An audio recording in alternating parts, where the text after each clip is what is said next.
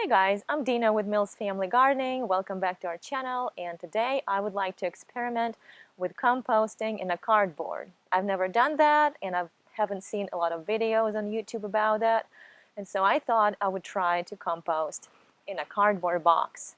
And this method of composting is completely free. You don't need to have any composting bin, you don't need to have a composting tumbler that is sitting over there that we never use, you don't need to have a pile that you need to turn. This method is a no-turn composting, and all you need to have for it is a cardboard box, your green materials, which is your kitchen scraps, and here with my kitchen scraps I also have a tea bag that we used. We have some old cheese that went moldy, and so we don't really want to eat it. We're gonna put it in a compost, and then we even have a fish skin, and it's gonna be okay. Really, you compost everything. We also have leftovers from juicing that we did this afternoon. And you also need some brown material. And for that, you can use dry leaves, or you can use shredded cardboard, or any kind of shredded paper. I try not to use any colored paper because that dye or that paint that they use is not really good for the soil. And also here, I have leftover from my old plant that was in the pot, and so I got everything out of the pot. I don't want to throw it away because really it's food for bacteria and for the soil, so I'm going to put that in a cardboard box also. And I'm not going to follow any strict rules here. Some people like to keep a certain ratio of brown material to green material. I'm not going to do that. I'm just going to lay everything one after another in thin layers, and I'm not going to turn the compost, and I'm going to keep it in the box for about 2 months, and then in 2-3 months I'll open the box and we'll see what happened to the compost. So as you can see, this is a simple box that I opened the tops and the bottom of, and it's going to sit right on top of the ground so that the compost will touch the ground and all the earthworms could crawl up into the compost and do their work. And I put this box in the corner of our backyard so that nobody would see it and it would be out of everybody's sight. So first we're going to put some brown material on the bottom. And for that I'm going to use some leaves. And like I said, I'm going to keep thin layers of everything. So we have a layer of leaves here. Now I'm going to put a thin layer of some green material. And now I'm going to put the old plant with its roots that I got from the old pot. The earthworms will love them. Not only earthworms, but all kinds of bacteria. And now I'm going to put leftovers from juicing in a thin layer. Some more dry leaves. Some more leftovers from juicing. Now the old plant from the old pot. And I'm going to break it up a little bit so it would be smaller pieces. So I don't have enough material to fill up the whole box, but when I do, and if I'm going to have my green layer on top, I'm going to make sure that I put a lot of brown leaves on top. And when you're done filling up the box, just water it. And don't be afraid to water a lot because this box doesn't have any bottom. It sits straight on the ground, so all the water is going to go straight to the ground. It's not going to hurt the compost. And when the box is full and you water it well, simply cover the flaps. And then put something on top of the flaps to keep them closed. Something like this will work well.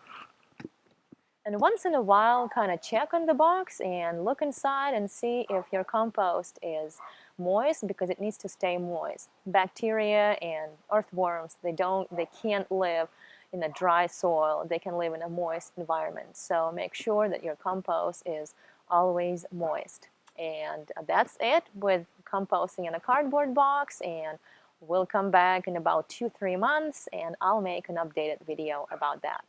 And today is July 5th. It's been 4 months since I started making this compost in a cardboard box, and we're going to see what it looks like today.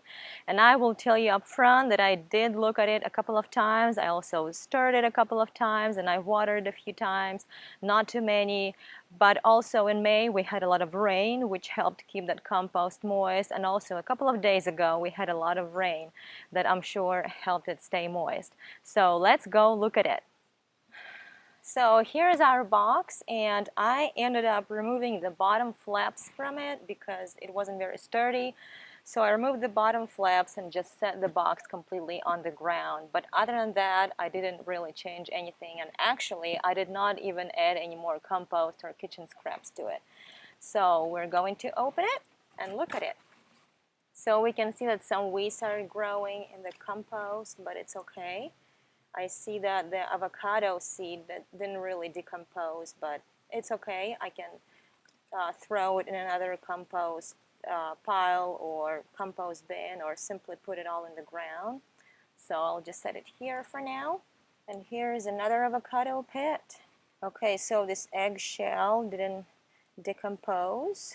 I also see that some of the leaves have not broken down, and that's because oak leaves are very thick and hard and they require longer time to decompose. But other than that, I think I'm happy with the results. So what I'm going to do now, I'm going to put it all in this pot.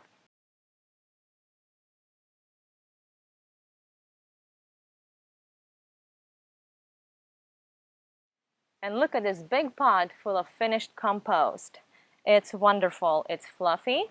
It smells real nice, and it's ready to be planted into. So pretty much this is your potting soil that you can start using right away.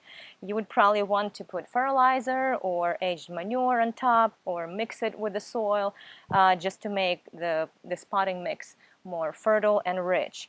And also I can see that there are some leaves that haven't finished decomposing yet, but it's okay. You can just leave them in the pot and they will finish decomposing as the soil ages. And also I can tell that there are a lot of roly-polies, a lot of earwigs and other insects, and if you don't want them in your pot because they can chew on your plants, if you don't want them in your pot, you can simply set the pot and let the compost dry completely, and then if you water it again, all the bacterial life will come back to life. And here's one downside for using a cardboard box for composting.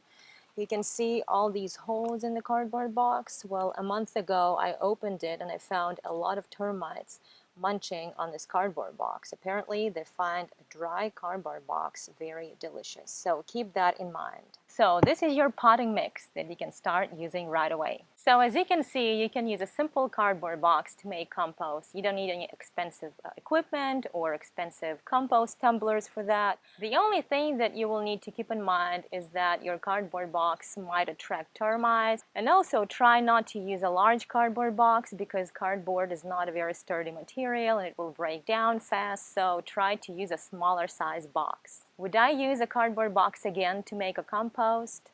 Probably not, because I simply don't want to invite termites into our backyard and into our other raised beds. So I will probably just stick to other methods of composting. I hope you enjoyed this video and encouraged you to compost possibly in a different way. And if you like this video, please like it and subscribe to our channel. Would really appreciate it. That would help our channel to grow. And for now, have a wonderful day. Bye-bye.